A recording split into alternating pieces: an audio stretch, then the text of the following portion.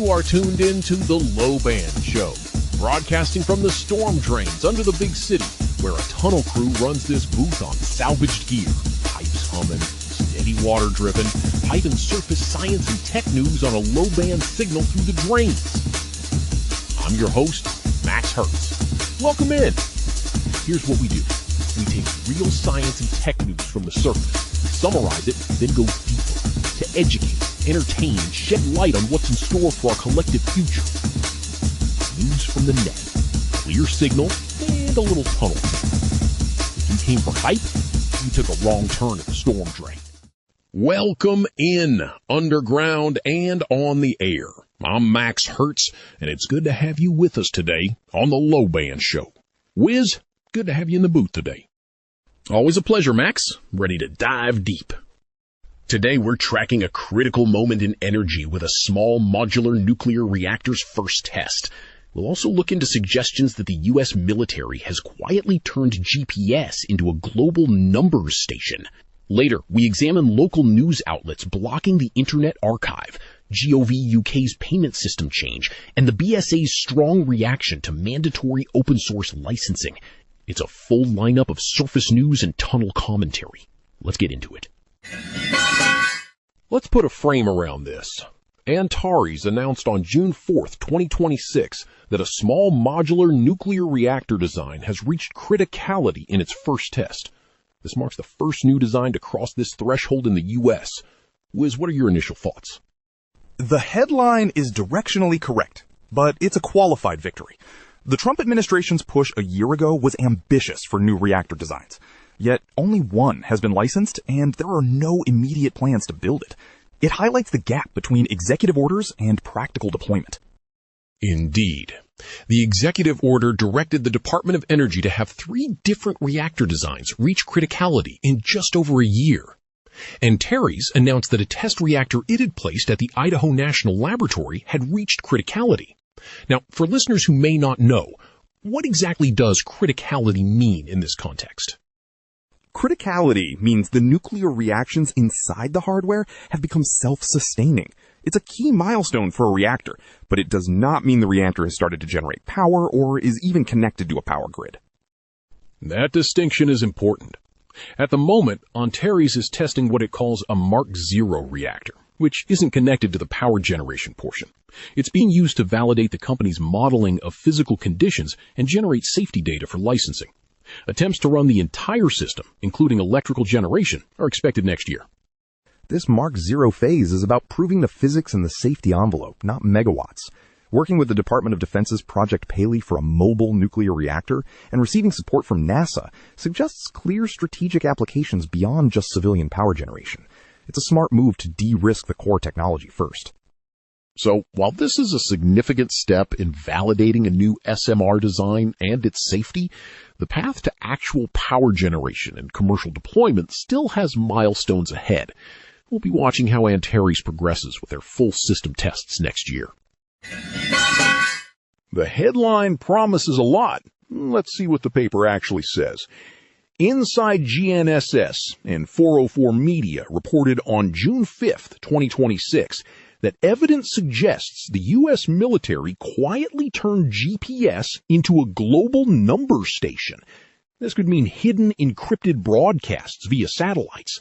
Wiz, what do you make of this claim? A global number station built right into the GPS we all use. It's almost elegant. The key here, beyond the obvious spycraft vibe, is that the data was always there, just waiting for someone to look. That's a classic hidden channel scenario.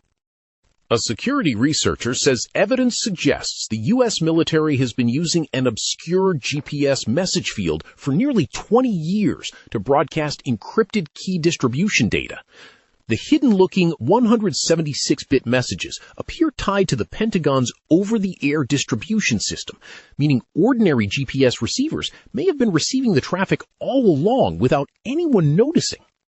The claim is that random data in a GPS subframe, consistently present, is actually encrypted military traffic. Randomness in this context is a strong indicator of encryption. If it weren't, the data would likely show more structure or predictability. The claim is that random data in a GPS subframe, consistently present, is actually encrypted military traffic. Randomness in this context is a strong indicator of encryption. If it weren't, the data would likely show more structure or predictability. The researcher, Stephen Murdoch, suspected the subframe field contained encrypted transmissions because the data was so random. Wiz, for listeners who may not know, what exactly is GNSS, which is mentioned as part of the analysis here? GNSS stands for Global Navigation Satellite System. It's the overarching term for satellite navigation systems like GPS, Russia's GLONASS, Europe's Galileo, and China's Beidou. Essentially, it's the global infrastructure that makes location services possible. Murdoch, with a master's student from UCL, analyzed open archive GNSS recordings collected since 2007, kept by GFZ Helmholtz Center for Geosciences.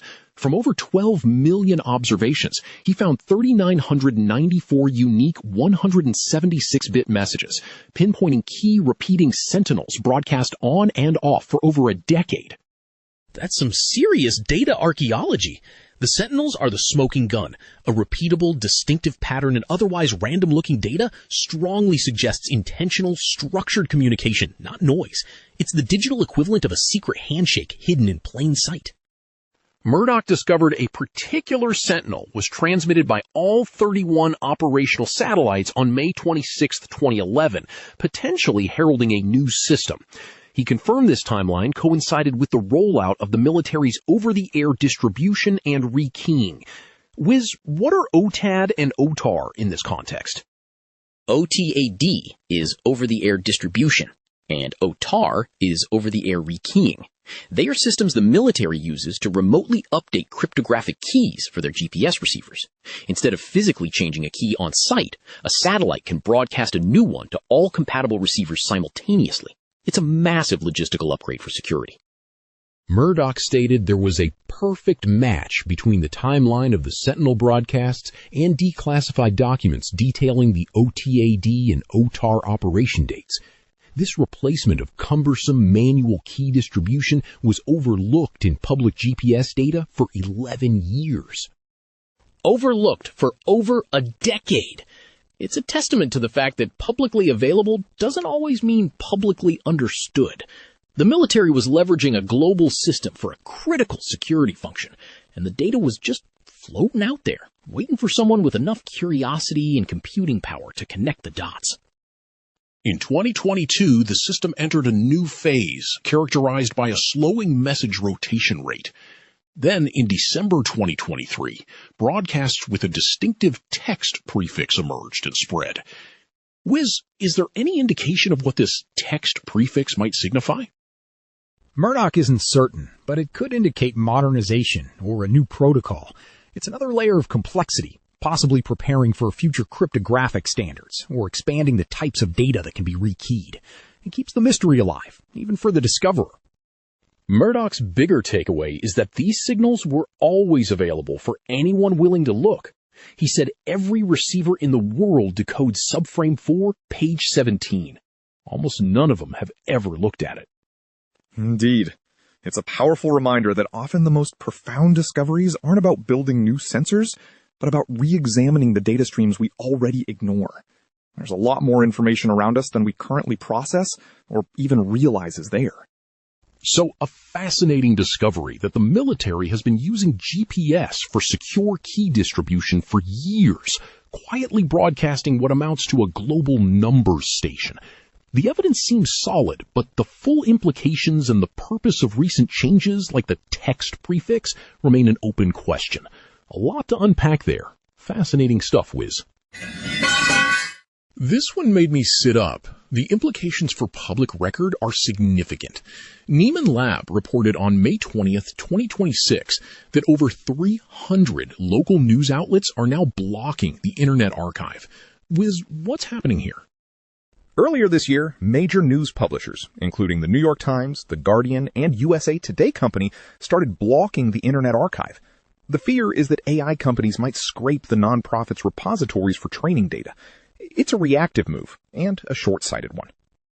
4 months later, Nieman Lab now notes that the number of news outlets blocking the archive has soared to around 340 organizations. Wiz, for listeners who may not be familiar, what exactly is the Internet Archive? The Internet Archive is a digital library aiming to preserve websites, books, audio, and video for future generations. It's a critical resource for researchers and journalists. In this context, it's a non-profit repository of web pages over time. The report continues. Our new analysis shows that more than 340 local news sites across the United States are now limiting the Internet Archive's ability to access and preserve their stories. Many sites in our sample are owned by 5 of the 7 largest local news publishers in the country: USA Today Company, McClatchy, Advanced Local, Media News Group, and Tribune Publishing. That's a significant concentration of power. These aren't independent actors. Many are part of larger corporate structures, some even owned by what the article calls vulture hedge funds. The decision to block isn't just about individual newsrooms. Regardless of motivation, local journalists tell Nieman Lab that hiding local news behind paywalls and blocking the Internet Archive makes it harder for everyone else to do real journalism that relies on the historical record. B.J. Mendelson, editor of the Monroe Gazette newsletter, wrote in a petition that without the Internet Archive, his work would be incredibly difficult. That's the crux. Local journalism often relies on past reporting, especially in news deserts where older outlets have disappeared. Severing access to that historical record actively undermines new journalistic efforts, creating a collective action problem. The Internet Archive states it's listening to concerns and partnering with journalism groups to train newsrooms on archival preservation. They're working with the Poynter Institute and investigative reporters and editors to train 300 newsrooms by the end of 2027. It's a step toward reconciliation, but the underlying tension remains. Training newsrooms to archive their own content is good, but it doesn't solve the problem of past content already inaccessible, or the chilling effect of preemptive blocking. So we have a situation where news outlets are blocking access to historical archives due to AI scraping fears, potentially hindering future journalism. The Internet Archive is trying to bridge the gap through training, but the long-term impact on public knowledge remains uncertain. That's all for this segment. Let's put a frame around this. The Register reported on June 4th, 2026, that the UK's government digital service is replacing Stripe with Dutch payments provider Adyen. This move is for many gov.uk pay transactions, including local authorities, police, and armed forces units, representing a significant shift. Wiz, for listeners who may not be familiar, what exactly is the government digital service? The GDS, or Government Digital Service, is essentially the UK government's tech agency, aiming to make digital public services simpler and more efficient. So replacing a core payment provider is a pretty big deal for them. Indeed. The 3-year deal covers about 1,000 services and is meant to make payments more flexible. According to the tender notice, this contract covers around 17% of payments through gov.uk Pay, but more than 70% of its organizations. At that point, the contract had an estimated maximum value of £49 million. For listeners, what are Stripe and Adyen, and why would the GDS be switching between them? Stripe and Adyen are both major payment processing companies that handle online transactions for businesses and, in this case, governments. The switch likely comes down to contract terms, features, or perhaps optimizing for specific payment types.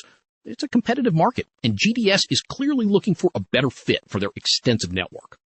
In a blog post about the contract award on June 2nd, GDS stated they will migrate around 1,000 services to the new supplier. Alan Madrill, a senior content designer for the service, wrote, "We will make migration as straightforward as possible while complying with Know Your Customer legislation that protects everyone from fraud." He added, "Most importantly, there will be no discernible difference for paying users and no loss in functionality." No discernible difference for paying users is the key phrase there. It implies the primary driver isn't a flashier UI, but rather the back-end infrastructure and cost efficiency. KYC compliance is non-negotiable, so it's good they're front-footing that. Madrill also noted that the change will help introduce new options, including Pay by Bank, which transfers money directly between bank accounts using open banking services and avoids the need to type in card details. However, GDS will continue to use WorldPay to process payments for central government, linked organizations, and NHS bodies. Wiz, can you clarify what Pay by Bank means in the context of open banking for our listeners? Pay by Bank via open banking allows you to authorize a payment directly from your bank account to a merchant, bypassing card networks. It's faster, often cheaper for the vendor, and can enhance security by reducing the need to share card details. It's a forward-looking step for digital payments, and it makes sense GDS wants to integrate it. The continued use of WorldPay for other critical services shows they're diversifying, not consolidating entirely. So, a significant move for the government digital service, transitioning a large portion of its gov.uk pay transactions to Adyen, with a focus on flexibility and new payment options like Pay by Bank. It highlights the evolving landscape of digital payments and public services. That's a wrap on this one. The headline promises a lot. Let's see what the paper actually says. The American Business Software Alliance, or BSA, has sent pointed messages to the French government today, pushing back against mandatory open-source licensing. This matters for how Europe defines its digital independence. Wiz, your initial read. Sovereignty as a software license is an interesting concept. The BSA clearly prefers a different metric for national control in the digital realm, prioritizing governability and auditing over source models. The BSA does not consider mandatory open-source licensing to be an appropriate indicator of sovereignty. This is among the messages they sent to a French government consultation today, which has now closed. That position aligns with their members' interests. They are advocating for market access over specific licensing models, viewing open-source mandates as a potential barrier to their established proprietary products. Thomas Bouet of BSA said, "What protects Europe is the ability to govern, audit, and mitigate risk, not where a company files its corporate papers." Wiz, for listeners who may not know, what exactly is the BSA? The BSA is a global trade group representing major proprietary software companies. Their mission centers on promoting policies that support the software industry's growth, with a strong focus on intellectual property and open markets. Bo went on to say that criteria of this kind raise costs, reduce access to best-in-class security solutions, and risk conflicting with the EU's international trade commitments. They're laying out the economic and political stakes here. Those are standard arguments against protectionist policies in the tech sector. The best-in-class security solutions claim is a strong one, implying proprietary offerings are inherently superior or more accessible in practice. This is a classic industry playbook. It seems the BSA is drawing a clear line between national sovereignty and the practicalities of a global software market. The outcome of this French consultation could certainly set a precedent for future European policy on software and digital independence. All right, that's our board for today. A broad sweep across technology, policy, and their intersection. We started with Antares' modular nuclear reactor reaching criticality, a crucial step for a new energy future, alongside the intriguing discovery of GPS being used as a quiet numbers station for key distribution. Then we pivoted to the challenges faced by the Internet Archive as news outlets block access, and the UK government's strategic shift in payment processors for its digital services. Finally, we explored the strong pushback from the BSA against mandatory open-source licensing, raising questions about trade and the future of software policy. Open questions on data access, digital sovereignty, and energy innovation certainly linger across these stories. We've got more build and science threads queued for the next session. Keep your skepticism calibrated and your ears open. We'll pick up the thread when the next episode drops. It's certainly a lot to consider. If we missed an angle, or you have further questions on these topics, please drop us a comment. We read them down here in the tunnel. And if this signal helped you stay informed, a like or subscribe keeps the pipes humming. More surface news and deeper dives are coming through the grate soon. Until then, stay curious, and we'll catch you next time on the LowBand Show.